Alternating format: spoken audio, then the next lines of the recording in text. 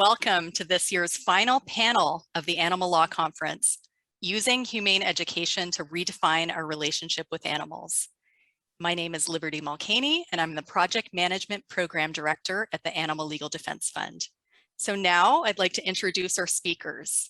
Mina Alagappan is the Executive Director of Humane Education Advocates Reaching Teachers, HEART, a nonprofit public charity that is a full-service humane education provider in the New York City, Chicago, and Indianapolis areas. Prior to joining HEART, Mina was a humane education consultant for the Animal Welfare Trust, a private operating foundation, a senior faculty member of Advantage Testing, an academic test prep company, and an associate at the Manhattan law firm Shea and Gould. Sean Sweeney is the Associate Vice President of Communications at the Jane Goodall Institute and has been involved with the Institute since 2004, when he led a group of fellow students in Jane Goodall's Roots and Shoots program at the College of Worcester. Sean has a Master's of Education in Humane Education from the Institute of Humane Education. And Nandita Bajaj is the Executive Director of Population Balance, which provides education on and solutions to address the impacts of human overpopulation and overconsumption on the planet, people, and animals. She is the co-director of the Fair Start movement, which works on legal and educational reform towards a sustainable and just family planning model. As faculty with the Institute of Humane Education at Antioch University, Nandita teaches a course, Pronatalism and Overpopulation, about the pervasive pressure on women to have children and the resulting impacts on them, their families, non-human animals, and the planet. So thank you all for joining us today. We'll begin with a presentation from Mina. Hello, everyone. It's a pleasure to have this opportunity to talk to you. I'll be discussing humane education laws and HEART's work. HEART's a New York-based nonprofit that's a full-service humane education provider. Our goal with humane education is to inspire compassion for animals, people, and the planet while motivating youth to become agents of positive change. Humane education includes content related to animal protection, social justice, and environmental ethics, and it explores their interconnections. In a world facing persistent challenges like climate change, inequality, and animal cruelty, humane education can have an enormous impact. It empowers students by helping them understand and address the root causes of pressing issues. It equips them with the knowledge and the tools to make more informed and socially responsible decisions that counteract and help solve real-world problems. Some major desirable outcomes of humane education programs are the development of critical thinking skills, empathy, compassion, and really a sense of global citizenship. By cultivating empathy for animals, humane education can also help break the cycles of abuse. As you know, case studies of troubled youth and retrospective studies of violent criminals have repeatedly shown a connection between childhood animal abuse and later interpersonal violence. With a holistic approach to humane education, there are so many different laws that are relevant. But if we look at statutes that use the term humane education or refer to some form of instruction on kindness to animals or their humane treatment, there are at least 9 states that mandate or authorize humane education. They vary in coverage, though. New York's law requires instruction in the humane treatment and protection of animals. California's code calls for teaching kindness toward domestic pets and the humane treatment of living creatures. Florida's law requires instruction about kindness to animals and conservation of natural resources. Washington has an expansive provision requiring teachers to stress the worth of kindness to all living creatures and the land. Pennsylvania, without defining the subject, requires that humane education be taught. Illinois requires instruction in conservation of natural resources, including protection of wildlife and the humane care of domestic animals. Maine calls for instructors to try to impress upon the minds of youth the principles of humanity, including kindness toward birds and animals. New Jersey permits special courses on kindness and avoidance of cruelty to wild and domesticated animals. Oregon's law calls for special emphasis on respect for humans and the humane treatment of animals. New York and Pennsylvania are the only states with humane education laws that are limited to elementary grade levels, and Maine is the only one that says it applies to instructors of youth in private institutions as well. Additionally, there are many states with related laws on subjects like character education, which help students understand and care about core values like respect, justice, and civic virtue. Over 40 states support character education through laws, state-level policies, or endorsements from boards of education. There's also Arbor Day legislation called Arbor and Bird Day in some states like Wisconsin, Delaware, and Massachusetts, among others, when schools are supposed to promote a spirit of protection toward birds and trees. There are Conservation Day laws in states like New York as well, which require schools to increase student interest and knowledge in fish, plants, and wildlife. There are environmental education laws in states like Georgia, for example, which requires the development of curriculum for environmental education, recycling, and composting awareness programs. Over 20 states also have laws or policies that give students the right to opt out of participating in animal dissection, and some states restrict or prohibit conducting experiments on live animals in schools. There are challenges with implementing humane education. The varying definitions hinder progress. It's not been integrated in the standard curriculum. State laws aren't enforced, largely due to absence of funding and lack of awareness. Not enough professional development and university-level training opportunities exist. That no credentials are required for being a humane educator, I think, limits credibility in the public eye as well. And finally, we do need more empirical data supporting its effectiveness. In light of some developments in recent years, I wanted to expand a little bit on California and New York's laws. California's humane education law is part of its Hate Violence Prevention Act, which is a mandatory character education law. It does say, though, that the provisions do not apply if they would result in an increase in cost to state or local programs. Efforts by advocates in California, including the organization Social Compassion Legislation, drew attention to this mandate recently and led to the adoption of H.R. 28, which calls for teaching about kindness and the observance of laws pertaining to the humane treatment of animals, including wildlife and its environment. It also calls for considering implementation of humane education days and involving nonprofits in compliance efforts. And finally, it encourages the superintendent to incorporate humane education in the core curriculum. New York has one of the strongest laws, but it's not been enforced. It requires that every publicly funded elementary school provide instruction in the humane treatment and protection of animals, the role they play in the economy of nature, and the importance of spaying and neutering. It implies weekly instruction and says that it can be infused into the standard subjects. New York is the only state that has a humane education law with a penalty provision, and it calls for withdrawal of school funding for noncompliance. A big problem is the lack of awareness of the mandate, even among superintendents and principals. There is also no funding to implement it, no training provision to ensure that teachers know how to blend it into their curriculum, no prescribed course of study, and it is limited to elementary schools. We've worked with some legislators to try to strengthen the statute and improve enforcement.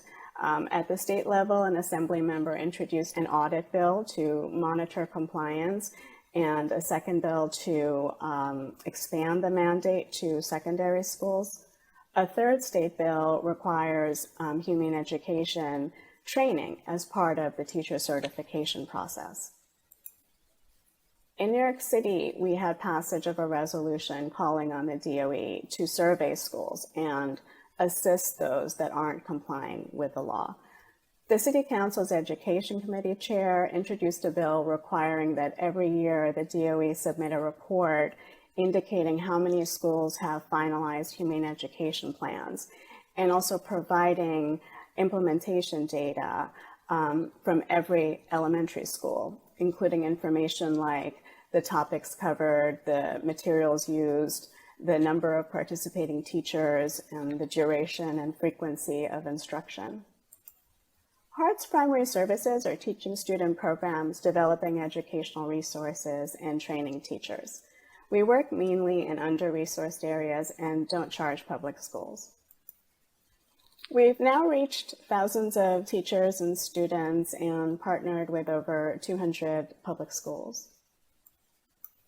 We frame humane education topics in a way that provides alternatives and opportunities to take action. Students demonstrate leadership in so many ways. For example, they campaigned to get bodegas to offer fresh foods at affordable prices and succeeded in getting fresh fruit cups introduced.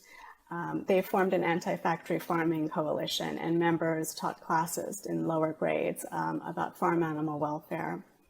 They advocated for a municipal climate recovery resolution that was adopted in Indiana, and they raised over $8,000 to help the people of Haiti after an earlier earthquake.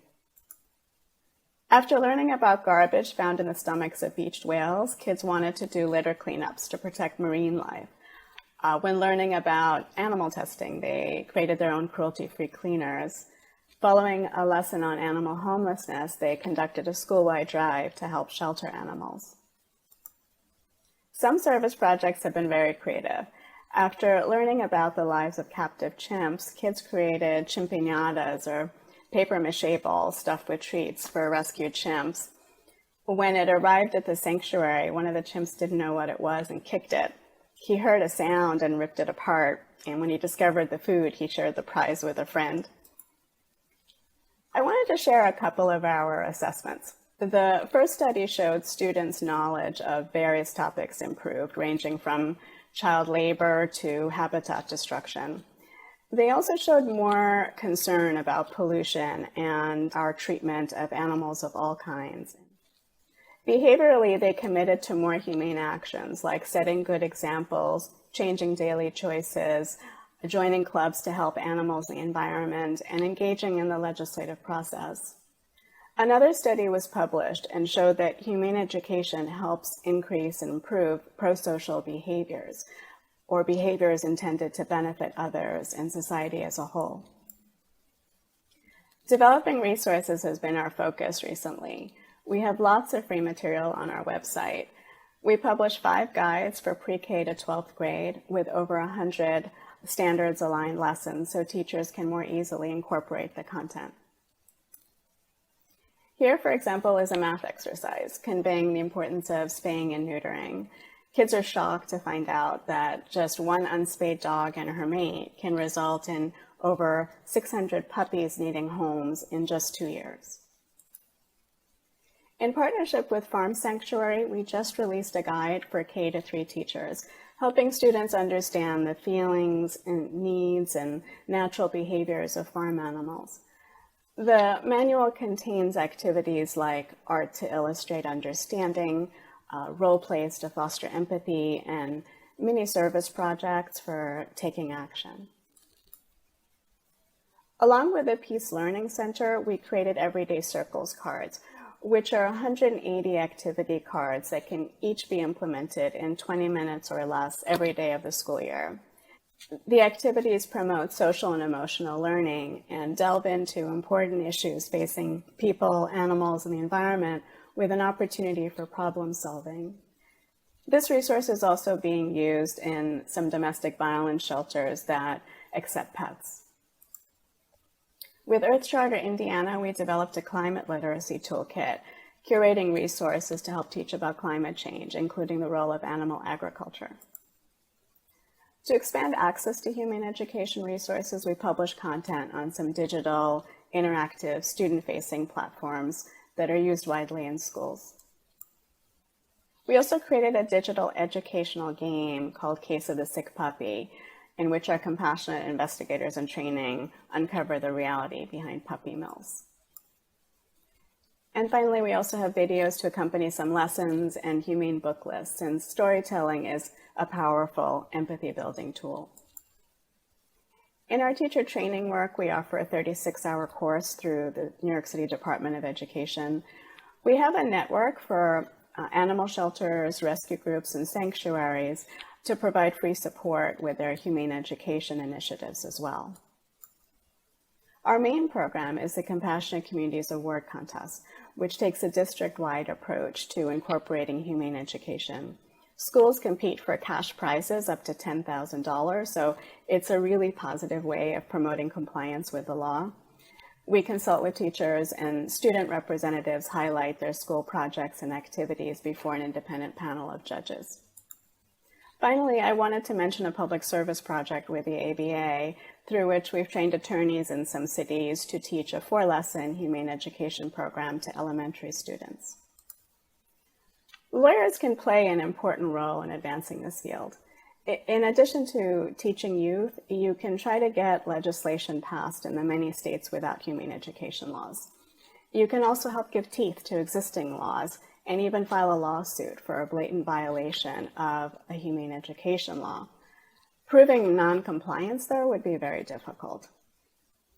You can raise awareness of the critical need for humane education, and you can help inspire youth activism by involving students in some of your advocacy efforts. They can be a real asset, too. In closing, I wanted to share a short video of our students lobbying for animal protection bills.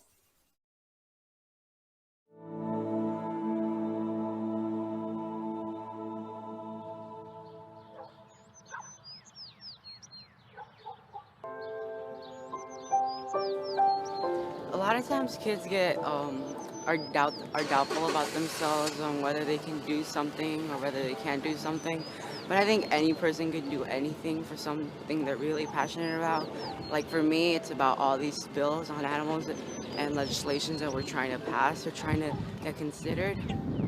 Because just if I'm passionate about this, I can get another person passionate about this. And I think that's really major. And if we do pass a bill or legislation or help one pass, I'll be really happy. Today, this will be a day like no other day these Stockton Elementary School students have ever had.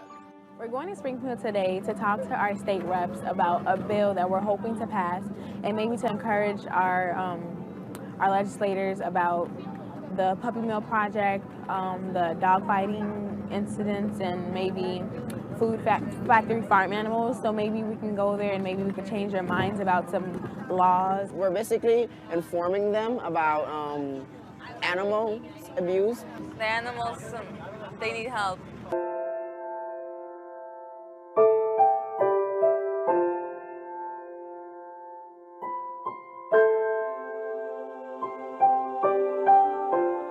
We have so much to accomplish in such little time, and we only have like 5 minutes to talk to each person. I'm here today to talk to you about the dog fighting laws. Probably not going to go away overnight real quick, but we got to stop allowing people to do it and allowing them to say it's okay. We just wanted to enforce the laws about commercial dog breeding. Well, I agree with you. Farmers think it's a good idea to cut off the cow's tails, but it's not necessary. There's no benefit to it. Right. It only causes pain towards the animal. I'm with you on that one. Well, maybe they'll take the bills into consideration. I think they got the message of what we were trying to say. I doubt that a lot of people have came up to them with these kinds of issues. Join me in welcoming the 8th grade students from Stockton Elementary School today.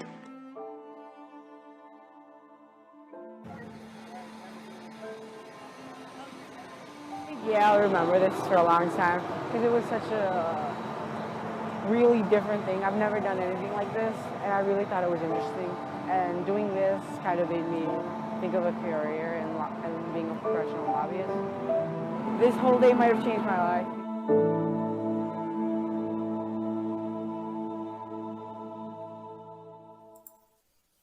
Thank you all for your attention. I'd welcome hearing from you and can be reached at mina@teachheart.org.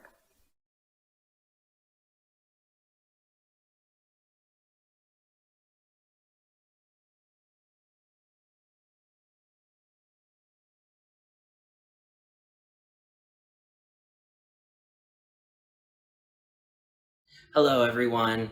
Thank you so much for having me here today. I so appreciate the opportunity to speak with you and share a little bit about our work.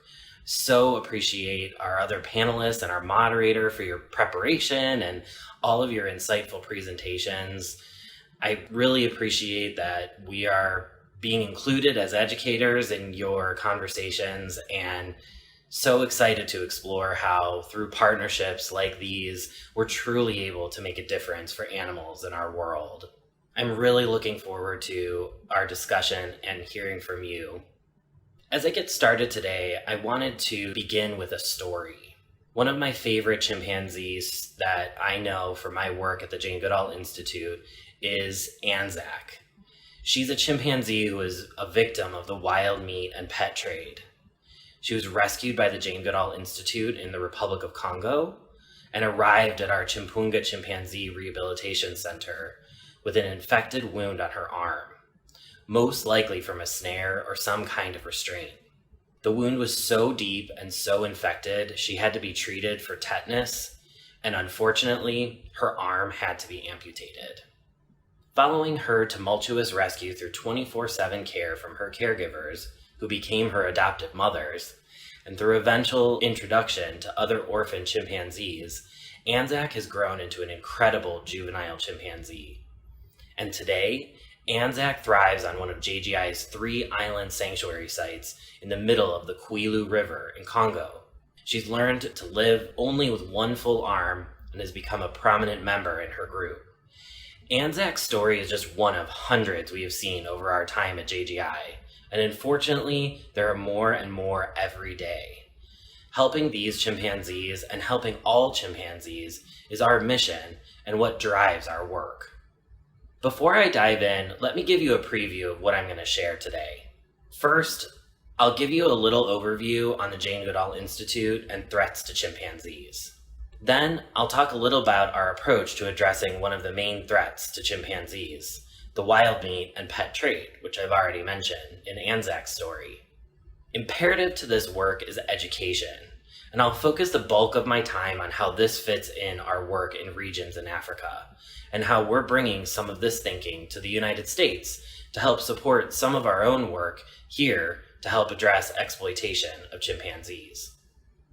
As many of you may know, the Jane Goodall Institute is the namesake organization of our iconic founder, Dr. Jane Goodall, who is both well known for her trailblazing research and observations of chimpanzees, which JGI continues to this day, by the way, as well as her more recent decades of activism, which is focused on community-led conservation, animal welfare, and youth empowerment. JGI supports Dr. Goodall in advancing all these efforts to create a more hopeful future for our closest cousin, who's now terribly endangered due to human threats. In 1986, Dr. Goodall attended a conference hosted by the Chicago Academy of Sciences, where the group convened, discussed the state of wild chimpanzee populations, as well as the conditions of chimpanzees kept in captivity, especially in medical research and in private operations for the pet trade and for entertainment. This conference highlighted for Jane how endangered chimpanzees were across their range, and how horrible these sentient beings were being treated worldwide. So what were the things that got chimpanzee populations to this place? First, habitat loss and degradation. Human expansion of settlements and small-scale farms forced chimpanzees into smaller and smaller areas of forest, which are veritable islands, reducing their total ranging area, as well as cutting them off from other communities of chimpanzees that they rely on for genetic diversity. Second, and all too real after the last 2 years, we have disease. Humans and chimpanzees are so similar genetically that we can get the same diseases. And what's worse, the smaller their environment and the closer human communities get, the greater the risk of disease transfer. Third, and what we're really focused on today in this presentation, is the wild meat and pet trades. Chimpanzees are hunted in many cultures, and due to international demand for wild meat, this trade has severely affected chimpanzee populations and continues to this day. There are many strategies that JGI is and has been advancing across the chimpanzee range in Africa to address each of these threats. Advancing education, especially for young women, is a critical strategy to address every threat to chimpanzees. But in my presentation, I'm going to focus on how it is used specifically to address the wild meat and pet trades in what we call our triangle approach. The triangle approach was developed by our colleagues in the Republic of Congo, who have cared for more than 200 chimpanzees at JGI's Chimpunga Chimpanzee Rehabilitation Center. Witnessing what seemed like an unending and increasing flow of orphan and often infant chimpanzees, the ones who are left behind when their mothers and the rest of their communities are hunted for wild meat, the JGI Congo team knew something had to be done. Enter the triangle approach, which is made up of 3 essential elements: sanctuary, which the JGI Congo team does well, law enforcement, which they needed to build up, and you guessed it, humane education. Chimpunga was founded in the early 90s when Dr. Goodall herself was responsible for rescuing the sanctuary's initial residents. If you have access to the streaming platform CuriosityStream, I highly recommend checking out our program called Rescued Chimpanzees of the Congo. You can see some incredible footage in there of Jane in the early days of Chimpunga, as well as our work there today. Today, the JGI Congo team provide care for 140 chimpanzees who live on 3 forested islands and in several enclosures at the mainland sanctuary. Here, using best-in-class welfare standards, the chimpanzees truly receive a second chance. So here we have the first critical element of the triangle approach, a place for rescue chimpanzees to be rehabilitated and live and thrive for the rest of their days with other chimpanzees like them. While sanctuary is important, they do have limits.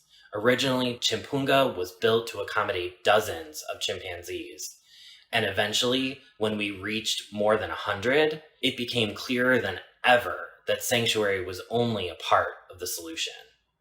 There are many laws that protect chimpanzees across their range, and in fact, it's illegal to keep or own one as a pet. Unfortunately, the institutions that are set up to enforce these laws often require support and partnership to ensure that the laws are truly maintained. Through partnership, good relationships with governments, providing training, and most importantly, providing the sanctuary that law enforcement agencies need to rehome chimpanzees, we ensure the second critical ingredient of the triangle approach. So now we have a place for rescued chimpanzees, and we have the help needed to make sure protection laws are enforced. But how do we stem the trade altogether? This is where education comes in.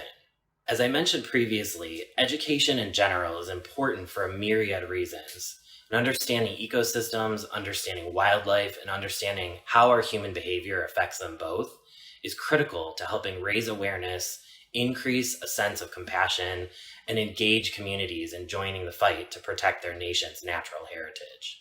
Education comes in many forms through the triangle approach.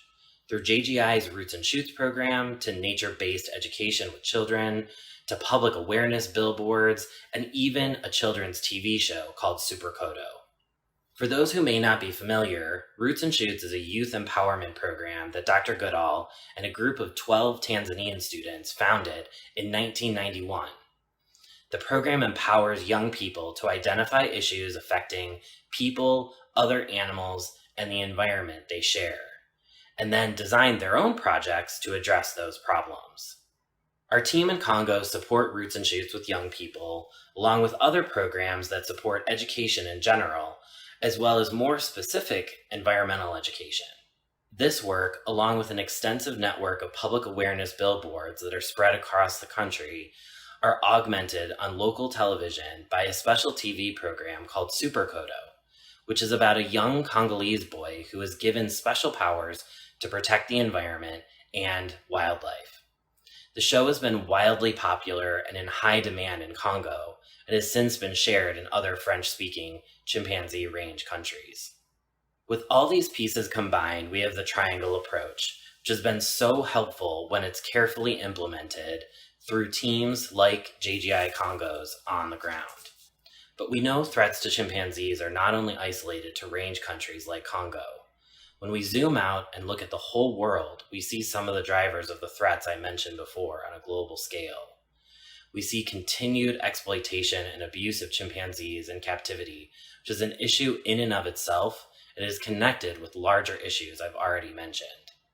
This means that we must augment our work in places like Republic of Congo with additional strategies beyond chimpanzee range countries.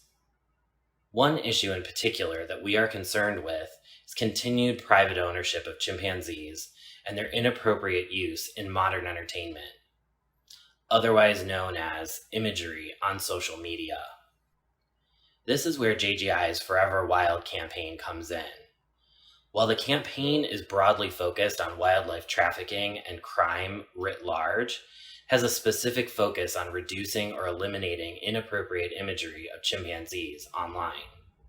Every day we see imagery on Instagram and Facebook like what you see here, and we know that this maintains inappropriate understanding of chimpanzees, continues to normalize their exploitation in human lives. Here we see a prime example, an Instagram video of two chimpanzees driving a car with nearly 3,000 likes. That's not very likable to us. And so enters another form of education through social media. With our own and partner social media, we have worked to advance a new understanding among our audiences about how this imagery is inappropriate and how important it is that we not share it or amplify it in any way. We've also worked to ensure that we can flag and remove this content, but that is an ongoing battle. While some platforms already have animal abuse flags for exploitative content, these policies often don't allow us to flag chimpanzee content because it's not recognized as a form of abuse, even though we all very well know that it is.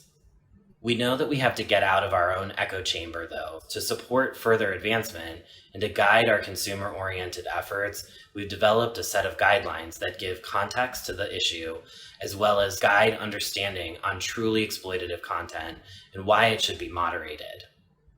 Through partnership with social media and other platforms, we are working to get these guidelines adopted and used to broaden the definition of abuse on social media. So as you can see, this is where we're beginning to bring the triangle approach, both education and policy change, to our work here in USA and around the globe. More locally, we see opportunities to deepen this work through further education and policy change at the local level. In Florida, for example, we see Limbani, who has more than 1 million followers. Limbani is rented out for parties, often dressed in human clothing, and used in some of the most inappropriate ways. Taking down the social media content that supports Limbani's visibility is one thing, but preventing his being used in this way is another. Through local education and policy work in places like Florida, we hope to address this issue at the source, which is not only good for Limbani as an individual chimpanzee we care about, but all chimpanzees everywhere. With a forthcoming humane education curriculum targeted at students in Florida, we look forward to raising awareness about chimpanzees generally in the state, as well as beginning conversations about how exploitative and problematic private ownership of chimpanzees like Limbani is, and how we hope to finally end this practice forever. As I wrap up and bring this discussion of JGI's triangle approach back together, it would be remiss if I didn't mention the hundreds of chimpanzees in the care of sanctuaries in the USA, and how much we appreciate the work of those sanctuaries and the home they provide to exploited chimpanzees across the country. We could not do the work of raising awareness and changing policies without them. Ending back where I started, I share a picture here of Anzac today living happily on one of JGI's island sanctuary sites at Chimpunga. I'm so glad and grateful to our team in Congo who provide her the best care possible and have ensured she could live as full a chimpanzee life as she can, along with the other 140 chimpanzees at the sanctuary. I too appreciate their work to ensure we have no more stories like Anzac's through the great work of the Triangle Approach. And I hope in our own way here in USA, we can help bring an end to this threat to chimpanzees and create a more hopeful future for them today and forever. Thank you so much again for having me here at the Animal Law Conference today. I look forward to our discussion and questions and invite everyone here to follow JGI on social media and check us out on the web at janegoodall.org. Thank you.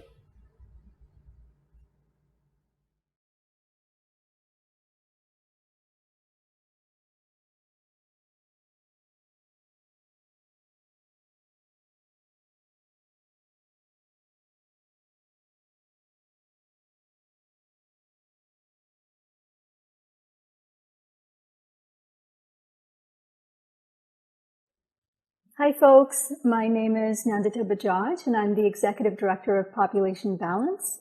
I'm also an adjunct faculty member at the Institute for Humane Education with Antioch University. I recently completed my graduate degree in Humane Education. Broadly speaking, Humane Education has three major pillars. It seeks to foster respect, empathy, and compassion for the living world. It builds critical thinking skills. And with all of that knowledge and skills, it encourages and promotes taking meaningful action. My discussion topic today is looking at the issue of our population pressures on the living world, specifically on animals, from a humane education framework. In that respect, human overpopulation is an issue that intersects with human rights, animal protection, and environmental restoration. And as such, it is a significant and all-encompassing topic.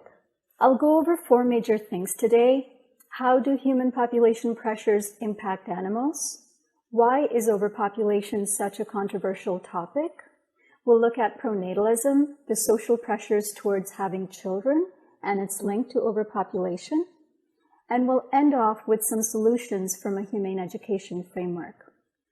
This is a graph depicting the size of the world population over the last 12,000 years. It took us 10,000 years to reach the first billion, which is around 1800. And then, due to a number of advances in medicine, technology, and fossil fuel discovery, our death rate went down significantly and our population started to grow exponentially. As a result, in about 200 years, our population has grown from 1 billion to almost 8 billion now, where we have slowly dominated much of the natural world. The rate at which we are growing, we are adding 80 million additional people each year to the planet, which is equivalent to the size of Germany, and that amounts to about 1 million people every 5 days. In terms of the impact that our growing numbers have had on the planet and all the living beings, we see here a graph depicting the correlation between the growth in our numbers, highlighted in purple, overlaid with the massive rate of extinction of plant and animal species in green.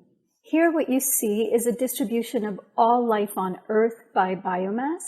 So we're at 82% plants, 13% bacteria, 5% everything else, which includes animals and humans.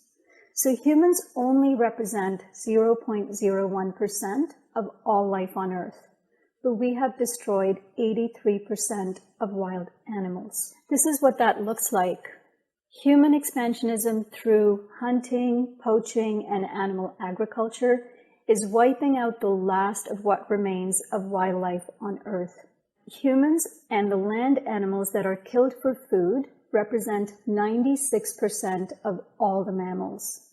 Only 4% of what's left are wild animals.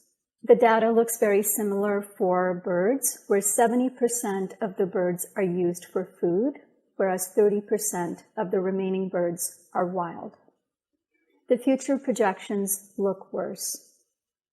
Here we see a breakdown of the rise in global meat production over the last 50 years. We were at about 4 billion in 1970 and have doubled to about 8 billion now. During that time, the global demand for animal products has more than tripled. You'll see in Asia, where the middle class has been rapidly expanding, that demand has actually increased tenfold. These trends will continue as more societies increase both in their standard of living and also their population sizes. Currently, we kill 70 billion animals each year for food, and only in 30 more years, that number is expected to double to 140 billion. Similarly, global production of fish and seafood has quadrupled over the past 50 years. That means that there's twice as many of us, and we're each consuming twice as much seafood than we did 50 years ago. So there's irrefutable evidence that our growth in numbers, as well as our consumption, is responsible for wiping out 85% of wildlife and the thousands of billions of animals that were killed for food in just the last few hundred years. Yet, human overpopulation is a controversial topic, and most social justice movements will not touch it. In fact, many go so far as to say that it is a myth. Here you see some headlines, the first one being George Monbiot, the Guardian columnist who is a friend of the animals and the environment, who publicly denounces overpopulation and has even alluded to population activists such as Jane Goodall and David Attenborough being racist. Sierra Club has taken a similar position after advocating for a sustainable population for decades. They share a similar view, while many others are creating a different kind of alarmism, that we are in a state of decline. Naturally, there's a lot of confusion around the subject, and that's because it's a very complex topic. The reason it is rightfully such a sensitive subject is because there have been and continue to be several examples of coercive and exploitative population policies. For example, only a few years before I was born in India, there was a mass sterilization program put into place in an effort to control the population growth. Several million men and women, primarily from impoverished communities, were coerced into giving up their reproductive freedoms. There are other similar examples in the past and present that have violated and continue to violate these most basic rights. So we do have to acknowledge and denounce and work to eradicate any such population control methods. But what we don't often think of in terms of population control is coerced reproduction. When women around the world, but especially in the most impoverished and marginalized communities, are forced into procreating, often due to patriarchal and religious forces. There are overt and subtle methods that different communities employ to make sure that women have children, and many of them. In fact, according to WHO, there are 270 million women around the world who wish to avoid a pregnancy but do not have the means or information to do so. 80 million children are born each year who are unwanted, putting both the mother's and their offspring's life in danger. Coerced reproduction is actually far more prevalent than coerced prevention, and is just as egregious a violation of reproductive rights. But most of us don't think of it that way because we see having children as natural and normal. And this is where we get into pronatalism, which is a set of social, cultural, patriarchal, religious, political, and economic pressures placed on people to have children. I have two definitions here of pronatalism. One is an attitude or policy that is pro-birth, that encourages reproduction, that exalts the role of parenthood. The second one is the idea that parenthood and raising children should be the central focus of every person's adult life. It is a strong social force and includes a collection of beliefs so embedded that they have become to be seen as true. As I had mentioned earlier, these pressures are a source of much confusion, suffering, as well as reproductive and social injustice around the world for adults and children alike. Pronatalism also happens to be at the heart of our unchecked population growth. Pronatalism shows up through several different power structures.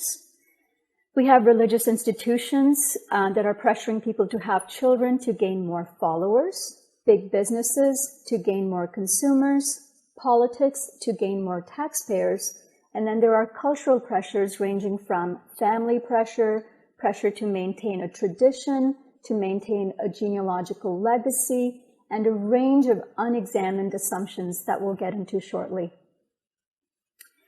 Religious pressures show up in the form of shame, guilt, and fatalism. You see them in the form of active restriction of contraceptives through, for example, the Catholic Church, or a ban on family planning services and vasectomies, such as what is happening in Iran right now, or even eugenic-driven agenda against anti-minorities, such as outnumbering a certain tribe or religion, like what is currently happening in India. The economy-driven pressures are something that you will all probably be familiar with most, given the recent alarmism in the news about the baby bust. Overt, demeaning statements like, "We need more babies," or "Can we pay women to have more babies?" are all over the news. The US and much of the capitalist world believes that new bodies are needed constantly to produce more consumers, more laborers. This pronatal, pro-capital belief is grossly dehumanizing in that it commodifies people. It sees them as pawns to keep the economic engine going. Political pressures can be overt or subtle.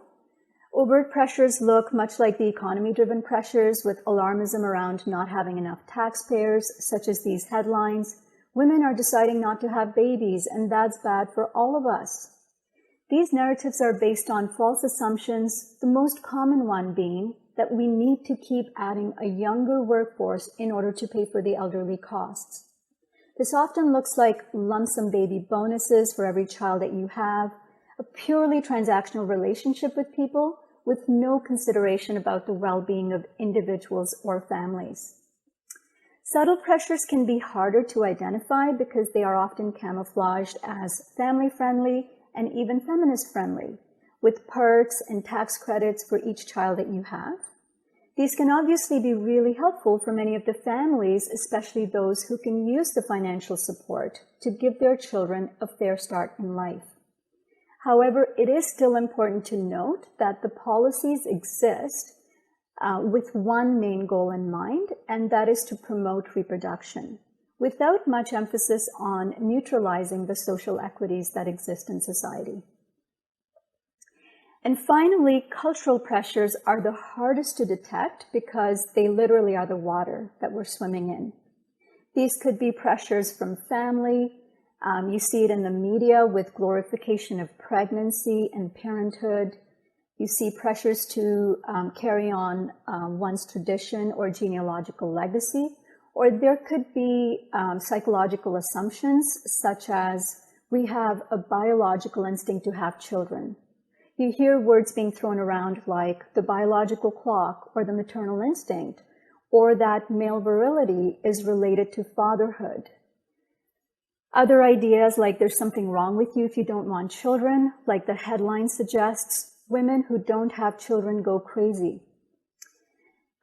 Ideas such as having kids is the most fulfilling path in life, and sometimes you see impersonal assumptions like, I need to have a child to save my marriage or to take care of me when I'm older. The problem is that such pressures can be really harmful for several reasons. They prevent an authentic discussion around family choices, where the true impact of having children on personal relationships, on society, on the environment, and even on the children are not discussed openly. The voices of parents who are struggling or regret this decision are not included in the discourse. The risks of bringing children into a world facing enormous global issues are also often left off the table. So these pressures really get in the way of deeply examining these most important decisions and being able to make liberated, informed, and responsible choices. So where do we go from here, knowing that our growing population is putting immense pressure on the planet and all of the beings on the planet, but also that our population growth is actually premised on the exploitation of people, of animals, and all of nature through these harmful pronatalist and anthropocentric forces? Here's a graph from the UN depicting possible projections of where we're headed. In the next 30 years, we are expected to add another 2 billion people if we stay on the current trajectory. By the year 2100, the world population could actually vary by billions of people, depending on whether the average woman in the world today has 1 more child or 1 fewer child in her lifetime. This could be a difference between 16 billion people versus 7.5 billion by the end of the century. In terms of quantifying the impact of having children, specifically as it relates to the climate crisis, which is the most imminent threat to all of life on Earth now, here's a graphic from a recent study conducted at Lund University that looked at 39 different studies. This graphic shows that of all the different eco-friendly actions one can take, having 1 fewer child is by far the most impactful. Note that this data actually applies specifically to industrialized countries like the US and Canada. So this information actually neutralizes any dichotomy about the narrative that population growth is only happening in certain countries and that our fertility rate is already low, so we don't have to worry about, population growth. And this is where the population and consumption connection really comes in. And so if one looks more holistically at animal protection, our reproductive decisions can play a huge role. Having 1 fewer child is 73 times more effective for the planet and for the animals than being vegan alone. To end off, I just wanted to share what we are doing at Population Balance. I joined the organization about 5 months ago after working in engineering and education for the last 15 years. I came into the population movement from a humane education framework. I see overpopulation not just as a cause of immense suffering for marginalized human and ecological communities, but also I see population growth itself premised on a misuse of power.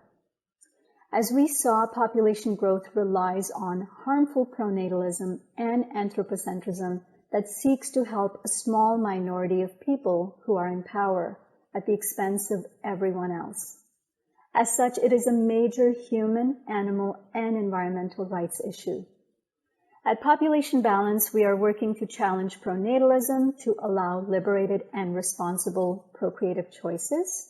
We also advocate for an ecocentric relationship to the planet that is based in reverence and stewardship. And lastly, we challenge unjust, growth-driven systems that perpetuate inequities. We do this work through collaboration with other social and animal justice organizations, such as through this conference, as well as by offering educational platforms such as our podcast, webinars, and classroom visits. You can find us at populationbalance.org, and that's it from me. Thank you so much for listening, and I'm really looking forward to your questions. Thank you so much for those wonderful presentations. We're going to jump right into Q&A now. And I see we already have some questions that have come in. So let's see. First question I have is for Mina. Are there any states that require teacher training in humane education or in related areas? I'm glad you asked that question because I did want to mention that Illinois does have a statute that requires that moral and humane education be included in annual Teacher Institute programs. So actually in Chicago, HART routinely offers professional development workshops in the Summer Institute. There also, it doesn't define humane education though, so there you have some ambiguity with that. There are also many states that through laws or policies require teacher training and character education. And some states require professional development in environmental ed. So for example, Tennessee, I know, has a statute promoting education for K-12 students in waste management, source reduction, recycling, and it calls for professional development workshops on this curriculum material. Excellent, thank you. Okay, and we have one here for Nandita. So you spoke about some of the issues surrounding pronatalist policies, but is it anti-procreation to challenge pronatalism? And then relatedly, do you see the tides turning at all with respect to pronatalist pressure via the media and through government programs? Great. Thank you for asking that one. I'm going to answer the middle question first because it's the one that comes up the most. And I'm glad that got asked because there's so many misconceptions around challenging pronatalism. Pronatalism itself is so pervasive, and I could hardly get into that in the presentation, but I'm studying that, I teach that, and anytime we start challenging something, it can be seen as, especially in the words, pro and anti, is challenging pronatalism is automatically advocating for anti-procreation or antinatalism, but it's quite the opposite. The antinatalism is a philosophical position that is anti-birth, and it sees being alive as being synonymous with suffering. And so it's a position that actually promotes not procreating. It's, almost like a religious position that is saying we should not exist because existing is to suffer, to exist is to suffer. But challenging pronatalism really is, what we're advocating for is anti-pronatalism, is to just really neutralize these pressures that are that we experience as people to have children. And it gets in the way, like I said, of us being able to make true autonomous decisions that are good for us, that are good for our families, that are good for the planet. And I think once you start scratching the surface of just how pervasive pronatalism is, you start seeing how harmful these pronatalist pressures are. And you start seeing pronatalism harms everyone, parents and non-parents alike. And there's this child-centric kind of heteronormative structure of family that's seen as the normal default path for people to take. So it harms especially those who don't follow that default narrative by, through policies that are meant to disincentivize and sideline alternative legitimate life paths, such as, foster and adoptive parents, foster and adoptive children, those who are single by choice or chance, those who don't have kids by choice or chance, those who have disabilities, people in the LGBTQ+ communities, people in the BIPOC communities. It's just really all pervasive. So what I'm advocating for is to really neutralize these pressures, to allow for true self-determination in making this most important decision of our lives, and to be able to create fuller expressions of our own destiny. So yeah, in terms of some of the work that is being done, I'd say I feel a little encouraged by what I'm beginning to see in culture. There is starting to be more intentional celebration of alternative life paths. There's been a lot of great literature that's been coming out over the last decade. A lot of great books have been published, like Motherhood and Choice by Dr. Nandi in India. Child Free by Choice by Dr. Blackstone. There's a couple of really great films that have come out in just the last few years, To Kid or Not to Kid, and one that's just about to come out called My So-Called Selfish Life. And all of these are just challenging these pressures that again get in the way of us to make true liberated choices that may include parenthood, that may not include parenthood. Excellent, thank you. And then this one is obviously for you, Sean. So you talked about Jane Goodall Institute's triangle approach, developed and used in Congo as well as in the US in your campaign against animals exploitation in the media. But this person is wondering if you have any other suggestions of how the triangle approach could be applied to animal protection issues at home. Yeah, definitely. Good question. So the triangle approach is, really simple, and I think emerged from a perspective where our colleagues who rescue and run a sanctuary realize that in order to sort of stem the tide of incoming animals to the sanctuary, that law enforcement and working with police and helping to shift policies was important, because we didn't necessarily want to be the ones who were responsible for enforcing those laws that exist, and you want people to see the consequences, but obviously we don't want to see animals needing to be confiscated or rescued in the first place. So education becomes a really important part of helping communities understand how pervasive these issues are, and to prevent animals from getting into these conditions in the first place. So really the approach is simple and connects all of those different ideas, and could certainly be applied and brought to the table in a lot of other contexts, like we have, with our work here in the United States. As we were getting into thinking about some of that work, we were like, we already have a model for this. We don't need to recreate the wheel. So we did that ourselves, and took those learnings from our field colleagues to bring it here into the U.S. And I see and experience a lot of other movements that are working to help all kinds of animals here in the U.S., from big mammals, other apes, even elephants. There was just something recently where someone was telling me about we saw in the news in Maryland, there was a group of zebras that escaped a private facility.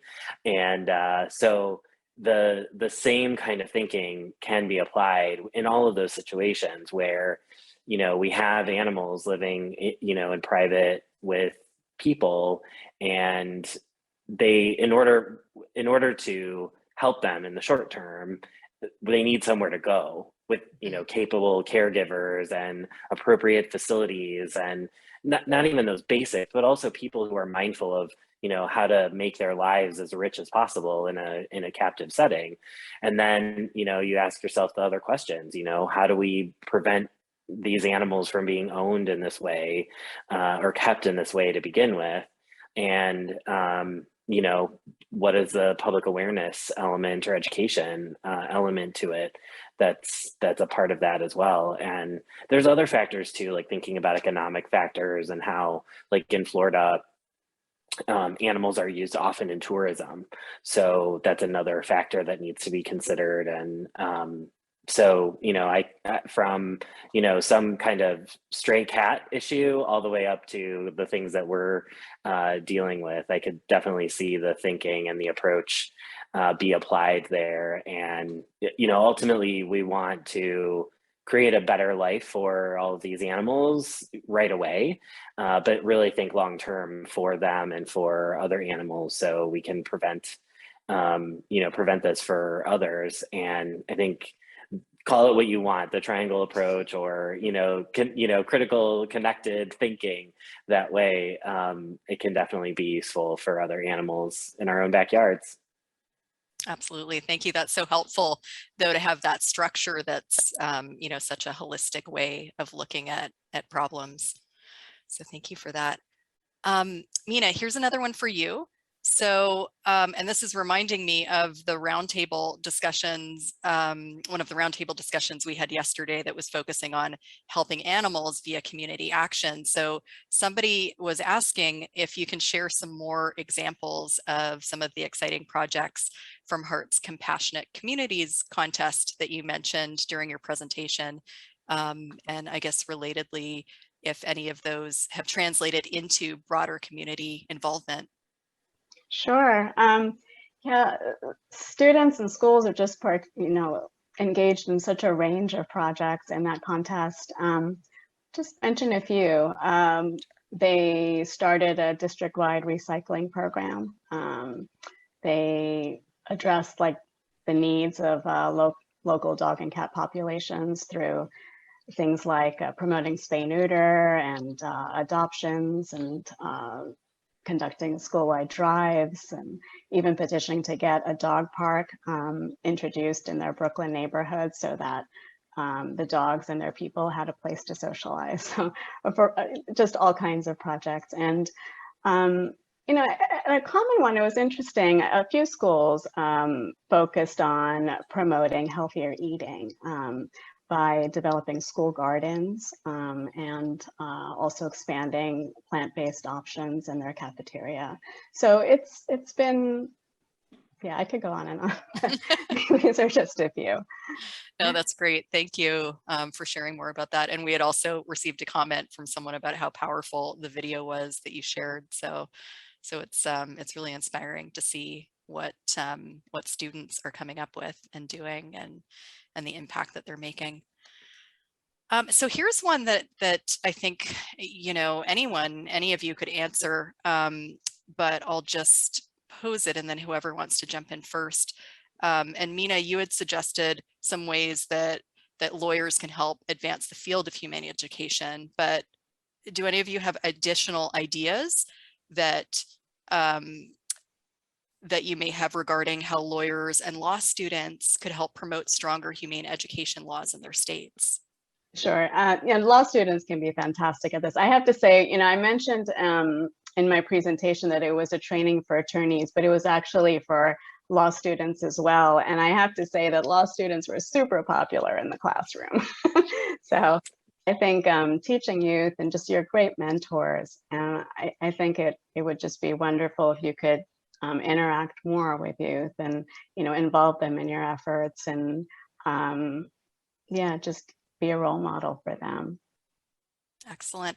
And I don't know if Nandita or Sean, you have other ideas about strengthening humane education laws, but we could add on to that if there are other ways that you know, legal advocates could help advance the work that you're doing in your organizations or partner with your organizations.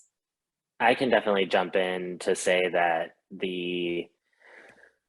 on the question of humane education in general, and I think Mina or Nandita, you mentioned, you know, defining humane education is, you know, even in the laws that exist is pretty broad. So I think, you know, we have work for us out there that, you know, helps increase and better define the laws, you know, humane education in the laws themselves. A lot of times people just think about companion animals when they think of the word humane or, you know, even paired with humane education. So I think, you know, for all of us here, we're interested in thinking, you know, more broadly about the interconnected issues of people, animals, and the environment. And so, you know, any kind of effort that can go into the creation of laws, which is definitely a part of this process, the clarification of existing laws, but even just with, you know, interacting with legislators and other people who are responsible for, you know, educational systems and things like that, helping them understand the power and importance of humane education and how, you know, just like in the other presentations today, we've emphasized how critical this kind of education is to meeting basic standards. So, you know, there's a lot that can be done to, you know, logic people into understanding the power and value of humane education. And I think that's something that, anyone can help with, but I think, lawyers especially can help people understand how, we can move from where we're at right now to systems that help support humane education and the creation of the definitions that will get us there. There's a big need for that kind of technical or legal understanding in being able to build those kinds of things. So I think there's a lot of room and potential there for that help. I would also just add too that there's a lot of humane education organizations that always need legal support for just their basic operations and things like that. So, and sometimes it's it can be from a student, even, and depending on how how that can work, from their programming to their operations. There's always a real need there too. So that's another kind of nuts and bolts sort of, support the organizations that are doing this work. There's always room for legal knowledge and understanding and support. That's a great point. Yeah, just adding on to what Sean just said, I think that the animal law committees of various state and local bar associations, they put on public programs all the time, and focusing on the topic of humane education would be really valuable. To Sean's point, just clarifying what it is and raising awareness of the critical need for it. Yeah, and just to jump in terms of the work that I'm doing at both Population Balance and Fair Start Movement, I would say there's a lot of room for policy reform in terms of legal work when it comes to family planning policy reform. Currently, our family planning policies, as I had mentioned, really promote reproduction rather than promoting social, balancing out or addressing social inequities. The wealth gap between, the rich and the poor is hardly being addressed by these kind of pronatal policies that are simply looking at increasing reproduction. So I would, welcome a discussion on how we can start bringing this humane education perspective into our federal and, municipal policies to start looking at how can we, put policies into place that look at the welfare of the children, look at the welfare of families in a real way, not just, through child tax benefits to promote reproduction, but through benefits that are actually promoting the welfare of the children and of the children that are already here as well. But that's a much longer discussion. And to Sean's point, if there are law students out there who want to engage in this discussion with me, I'd welcome your support at Population Balance. We are looking for a lot of volunteer pro bono support. That's excellent. Thanks so much. So I'd like to thank all of our speakers so much for sharing info about your work and your insights today. I'm super thrilled on a personal level that we were able to include a section this time on humane education, because it is such an important part of the solution. Not just for building empathy with the next generation, but also, of course, for finding global and community solutions to animal issues and other issues that we're all facing today. So thank you so much for that. Thanks again, and I hope we'll see you next year. Bye, everyone.